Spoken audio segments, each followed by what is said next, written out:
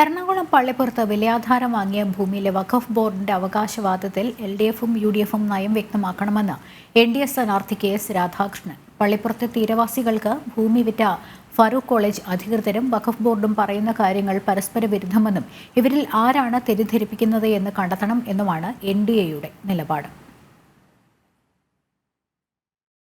ഫറൂഖ് കോളേജിന്റെ ഉടമസ്ഥതയിലുണ്ടായിരുന്ന എറണാകുളം പള്ളിപ്പുറം പഞ്ചായത്തിലെ 100 ഏക്കറിലധികം വരുന്ന ഭൂമിയാണ് 1990കളിൽ പ്രദേശത്തെ മത്സ്യത്തൊഴിലാളി കുടുംബങ്ങൾ വിലയാധാരമായി വാങ്ങി പേരിൽ കൂട്ടിയത്. എന്നാൽ 2022ഓടുകൂടി ഇത് വഖഫ് ഭൂമി എന്ന് കാട്ടി വഖഫ് ബോർഡ് നിയമ നടപടികൾ ആരംഭിച്ചു. ഇതോടെ ഭൂമിയുടെ കരവടവും കൈമാറ്റ പണയ അനുമതിയും കേരള സർക്കാർ തടഞ്ഞിരിക്കുകയാണ്. സാധാരണക്കാരായ മത്സ്യത്തൊഴിലാളികൾ വിലയാധാരമായി വാങ്ങിയ ഭൂമി പേരിൽ കൂട്ടി കരമടയ്ക്കുകയും പലരും കൈമാറ്റം ചെയ്യുകയും ചെയ്ത ഭൂമിയിലെ അവകാശത്തിന് വെല്ലുവിളി ഉയർത്തുന്ന നടപടി അംഗീകരിക്കാൻ ഭൂവുടമകൾ തയ്യാറല്ല. ഭൂമി വാങ്ങി 30 വർഷങ്ങൾക്കിപ്പുറം വഖഫ് ബോർഡ് ഉന്നയിക്കുന്ന കാര്യങ്ങൾ ശരിയെങ്കിൽ വിൽക്കാൻ പാടില്ലാത്ത ഭൂമി വിറ്റ ഫറൂഖ് കോളേജ് അധികൃതർ തീരവാസികളെ ചതിക്കുകയായിരുന്നെന്നും മറിച്ച് വഖഫ് ബോർഡിന്റെ ആക്ഷേപം അടിസ്ഥാനരഹിതമെങ്കിൽ അവർക്കെതിരെയും നടപടി വേണമെന്നും NDA സ്ഥാനാർത്ഥി KS രാധാകൃഷ്ണൻ ചൂണ്ടിക്കാട്ടി. വിഷയത്തിൽ സർക്കാരിന്റെ ഭാഗത്തും വീഴ്ച ഉണ്ടായിട്ടുണ്ടെന്നും ഇതിൽ LDFും UDFും നിലപാട് വ്യക്തമാക്കണമെന്നുമാണ് KS രാധാകൃഷ്ണന്റെ നിലപാട്.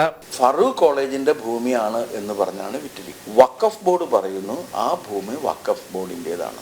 ഒന്നുകിൽ വഖഫ് ബോർഡ് പറയുന്നത് കളവ്, അല്ലെങ്കിൽ ഫറൂഖ് കോളേജ് ചെയ്തിരിക്കുന്നത് വഞ്ചനയും ചതിയും. ഈ കാര്യത്തിൽ രണ്ട് മുന്നണികളും അവരുടെ നിലപാട് വിശദമാക്കണം. ഫറൂഖ് കോളേജാണ് ഇത് ചതിയും വഞ്ചനയും ചെയ്ത് അവിടുത്തെ ജനങ്ങളെ കബളിപ്പിച്ചത് എന്നുണ്ടെങ്കിൽ അവർ അതിന് പരിഹാരം ചെയ്യാൻ ബാധ്യസ്ഥരാണ്.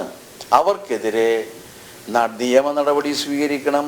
അവരുടെ സ്വത്ത് കണ്ടുകെട്ടി ഇവർക്ക് നഷ്ടപരിഹാരം നൽകണം. ചിലരെ പ്രീണിപ്പെടുത്താനുള്ള സർക്കാർ ശ്രമം നിരപരാധികളായ പലരുടെയും ഉറക്കം കെടുത്തുന്ന സാഹചര്യമാണ് പള്ളിപ്പുറം നിവാസികളുടെ ഈ ദുരവസ്ഥയിലൂടെ വ്യക്തമാകുന്നത്. ഇപ്പോൾ നിലനിൽക്കുന്ന അനിശ്ചിതത്വം നേരിന്റെ പക്ഷത്തു നിന്ന് അടിയന്തരമായി പരിഹരിക്കണമെന്നാണ് തീരവാസികളുടെ ആവശ്യം. സുധീഷ് ഗോപാൽ, ജനം, കൊച്ചി.